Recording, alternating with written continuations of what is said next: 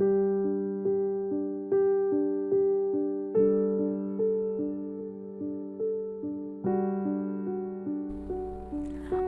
era um limpador de trigo, mas em um guerreiro se transformou. Tudo para cumprir os propósitos que foram dados pelo Senhor. 32.000 soldados valorosos foram rapidamente convocados, mas o Senhor não concordou com isso e os seus planos não poderiam ser frustrados. Com apenas 300 homens, uma luta de Deus foi travada e a parte do homem na guerra, essa também foi por Deus orientada.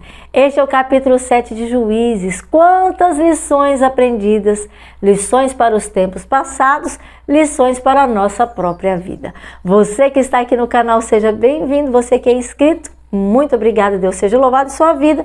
Você que não se inscreveu, clique aí em inscrever-se, compartilhe esse canal e colabore também com o crescimento e o conhecimento das Escrituras. E começa dizendo: Jerubaal, que é Gideão, com seu exército acampou. Midian estava ao norte dele e o Senhor a ele falou: você tem gente demais para entregar a Midian em suas mãos? Você pensará que a sua própria força o libertou e trará assim orgulho ao seu próprio coração. Anuncie, pois, a todo o povo e fale com propriedade que quem estiver tremendo de medo pode volte lá para Gileade. De todos os que partiram foram contados 22.000. E de todos os guerreiros corajosos, sobraram somente 10.000. Mas o Senhor ainda disse: há gente demais com você. Desça, Gideão, com ele as águas, para que eles possam beber, e eu separarei aqueles que ficaram na guerra com você.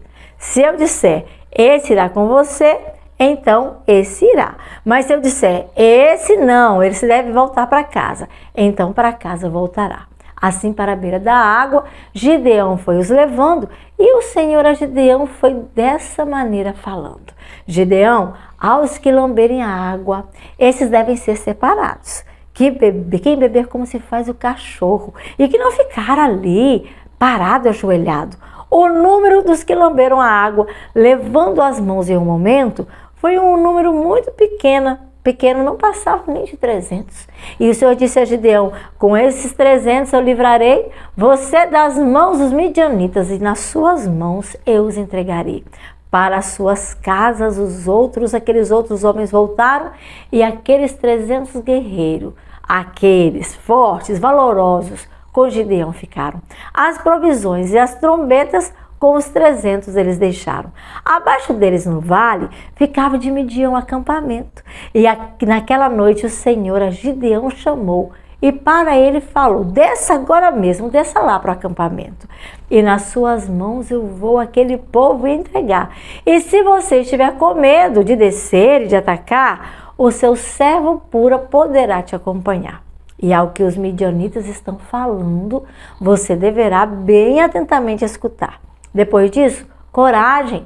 Você terá, sim, coragem para lutar. Para os postos avançados do acampamento, ele e Pura se dirigiram. Os midianitas e os amalequitas e muitos outros povos do norte estavam ali. Eles viram, eram como nuvens de gafanhotos que nem podiam ser contados, ou como grãos de areia. Eram tantos os seus camelos que não dava nem para enumerá-los. Gideão chegou no momento em que o homem estava contando uma coisa que durante a noite ele estivera sonhando. E ele dizia que um pão de cevada vinha assim ao seu acampamento rolando e atingiu a tenda tão forte que aquela tenda tombou e, além de tudo aquilo, totalmente ela se desmontou. Seu amigo respondeu: isso não é mais nada do que a obra que Gideão fará com a sua espada, porque pelo Senhor os midianitas e todas as coisas do acampamento certamente serão entregues a Gideão em algum momento. E quando Gideão ouviu o sonho e sua interpretação, ele se rendeu a Deus e se prostrou em adoração. Voltou ao acampamento, chamou os homens para se levantar, porque o acampamento midianita, o Senhor, com seu poder e força, com misericórdia, ia entregar. Então dividiu os 300 homens em grupos de 3 companhias, pôs nas mãos de todos eles trombetas e também uma jarra vazia, e em cada jarra uma tocha em seu interior havia. Então ele lhes disse: vocês devem me observar e fazer exatamente do modo que eu me portar. Quando na extremidade do acampamento eu por fim me encontrar, quando ao redor do acampamento eu e os outros começarmos a tocar, então toquem também as suas e comecem logo a gritar: pelo Senhor e por Gideão. É assim que vocês devem gritar. Gideão e uma centena de homens que a ele acompanhavam aos postos do acampamento logo se aproximaram. Pouco depois da meia-noite, quando de sentinela trocaram, tocaram as suas trombetas e os jarros que tinham nas mãos. Rapidamente eles quebraram, empunhando as tochas com a mão esquerda e a trombeta na outra mão. Gritaram: a espada pelo Senhor e também por Gideão. Enquanto em torno do acampamento eles mantinham a sua posição. E enquanto os midianitas gritavam e fugiam, e havia ali uma plena e terrível confusão. O Senhor fez que ocorresse uma confusão danada, e uns voltaram-se contra os outros, destruindo-se com suas espadas. Mas muitos fugiram para Bet-sita, na direção de Zererá, perto de Tabate, na fronteira de Abel-meolá. Naftali, Azer e Manassés, tribos dos israelitas, foram logo convidadas para perseguir os midianitas, e Gideão enviou mensageiros a todos os montes de Efraim, dizendo: desçam para atacar os midianitas, venham, auxiliem-me, venham rapidamente aqui. Cerquem as águas do Jordão, em frente delas até Bet-bará, todos os homens de Efraim, e as águas ali eles vieram para poderem ocupar.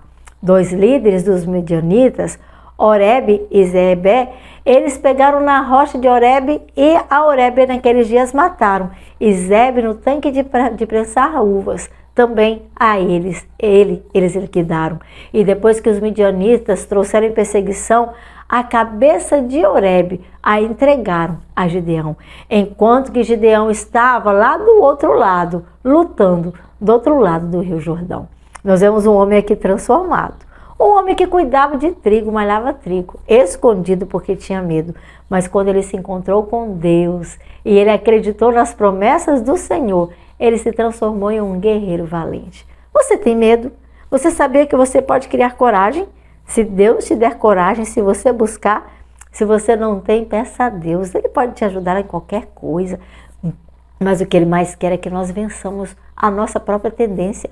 A nossa luta, a nossa guerra é contra o mal. E o mal habita dentro de nós mesmos, na nossa mente. A gente diz o coração, mas é a nossa mente, são as nossas atitudes.